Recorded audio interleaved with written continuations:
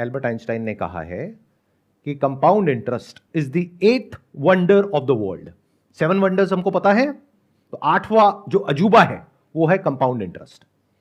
जिसको इसकी नॉलेज है वो इतना अमीर हो सकता है जिसकी कोई हद नहीं है, और जिसको इसकी नॉलेज नहीं है वो इतना गरीब हो सकता है उसकी भी कोई हद नहीं है। कि अमीर कैसे होते हैं इस फंडे को यूज करके। सबसे पहला स्टेप है, अगर आज आपकी एज है 20-22 साल, तो आपको क्या करना है, जो कर रहे हो वही करो, उसको अच्छे से करो, यानी कि पढ़ाई लिखाई। मान करके चलते हैं 25 साल की एज तक आते आते आपकी कहीं पर अच्छी जगह पर जॉब लग जाती है, क्योंकि आपने अच्छे से तैयारी करी है उस जॉब के लिए। ये हो गया जॉब सेगमेंट। दूसरा हो गया कि आपने 20 साल की एज से अपना कुछ करने की कोशिश करी, यानी कि बिजनेस। उसमें से 10 में से 9 फेल हो गए, लेकिन 25 साल की एज तक पहुंचते पहुंचते एक बिजनेस एक स्टेबल पोजीशन में आ गया है, जहां से आपको महीने का ₹1,00,000 आ रहा है। तो चाहे जॉब के रास्ते से चाहे बिजनेस के रास्ते से, मैं मान करके चलता हूं कि 25 साल की एज तक आपको महीने का ₹1,00,000 आ रहा है। बट क्या ₹1,00,000 महीना आपको बहुत अमीर बना देगा? क्या इस सच को देख पा रहे हो? आई एम नॉट श्योर कितने लोग देख पा रहे हैं, क्योंकि इन्फ्लेशन बहुत तेजी से बढ़ रहा है। 5 साल बाद जो आप ₹1,00,000 महीने का कमाओगे, उस टाइम उसकी वैल्यू आज के हिसाब से अंदाजा 50-60 हजार रुपए होगी। तो बहुत ज्यादा नहीं है। अभी सुनने में आपको लग रहा होगा ₹1,00,000 महीना, बट बहुत बड़ा नहीं है। तो अगर आप इसको अचीव कर लेते हो, तब हम नेक्स्ट स्टेप पे जा सकते हैं। यानी क्या, 25 साल की एज में आपने ₹1,00,000 महीना कमाना शुरू किया, यानी साल का कितना कमाया? ₹12,00,000। 5 साल में कितना कमाया? 60 लाख। 40 लाख आपका खर्चा हो गया। 20 लाख आपने बचाया, वो भी अगर बहुत सेंसिबली आपने अपने खर्चों को कंट्रोल किया तब। अगर बेवकूफों की तरह किया तो कुछ नहीं बचने वाला, उल्टा उस वक्त आप कर्जे में होगे। लेकिन अगर तरीके से जिया, सेंसिबली जिया, बिना अपने आसपास में लोगों को देखे कि वो क्या कर रहे हैं, बल्कि इस गोल के साथ में कि मेरे पास में 30 साल की एज में 20 लाख की सेविंग होनी चाहिए, क्या ये रियलिस्टिक है, या आप कहते हो नहीं इतना भी नहीं हो सकता है?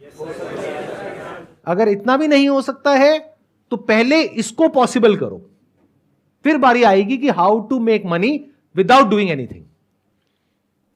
अगर कोई आपको आकर के ये बोल रहा है कि आपके बैंक अकाउंट में कोई पैसा नहीं है, आपके बैंक अकाउंट में 10,000 रुपए है और हम आपको करोड़पति बना देंगे, तो वो 10,000 रुपए आपके अकाउंट से निकलेगा, उस आदमी के अकाउंट में जाएगा, और आपके जैसे और बहुत सारे बेवकूफ मिलेंगे जिनके सबके पैसे उसके पास में जाएंगे। तो आप बनो ना बनो, वो पक्का बनेगा करोड़पति। तो ये मैंने आपको इसकी एलिजिबिलिटी बता दी। 5 साल में कितना कमाया? 60 लाख। 20 लाख आपने बचाया, तो उस 20 लाख का आप क्या करने वाले हो 30 साल की एज में? बहुत सारे लोग तो बहुत ही बड़ी बेवकूफी करते हैं। यानी क्या, ये पैसा उनके बैंक अकाउंट में पड़ा होता है। इसका मतलब उनको कंपाउंड इंटरेस्ट के बारे में कुछ भी नहीं पता है। तो अगर आप ये बेवकूफी करने वाले हो या अभी कर रहे हो, तो सबसे पहले उस पैसे की एफडी करा लो, क्योंकि सेविंग में इंटरेस्ट है 3-4%, एफडी में है 7%। और आजकल तो बहुत सारे बैंक्स ऐसे हैं जहां पर ऑटोमेटिकली ये काम हो जाता है। अब जो न्यू एज बैंक्स हैं वहां पे ये काम ऑटोमेटिकली हो जाता है, यानी आपको मैनुअली नहीं करना पड़ता, कि जैसे ही आपका बैलेंस एक पर्टिकुलर अमाउंट के ऊपर जाता है तो ऑटोमेटिकली एफडी बन जाती है, ऑटोमेटिकली टूट जाती है, उस पर पेनल्टी भी नहीं लगती है। ऐसे भी बैंक्स हैं, तो रिसर्च करो ऐसे कौन से बैंक्स हैं। इसका कितना बड़ा बेनिफिट होगा आपको, अभी आप कैलकुलेट नहीं कर सकते, जैसे वो चेस में आप कैलकुलेट नहीं कर पाए थे। 10-20 साल में अमाउंट कितना बड़ा हो जाएगा आप सोच भी नहीं सकते, अगर सिर्फ यही करते हो जितना मैंने कहा है। तो क्या जो मैंने कहा था वो एक लेवल पे सच नहीं हो गया है? How to make money without doing anything. अभी देखना, एक एक स्टेप हम और आगे बढ़ते रहेंगे। मतलब आपने क्या किया, 2 काम करे अभी तक। एक, कोई भी ऐसा लोन नहीं लिया जिसका इंटरेस्ट बहुत हाई हो, एक आपने ये किया। दूसरा, पैसे को आइडल नहीं छोड़ा, अपने सेविंग्स अकाउंट में या करंट अकाउंट में उसकी एफडी करा ली। अगर सिर्फ ये 2 काम करे तो you are already making a lot of money without doing anything.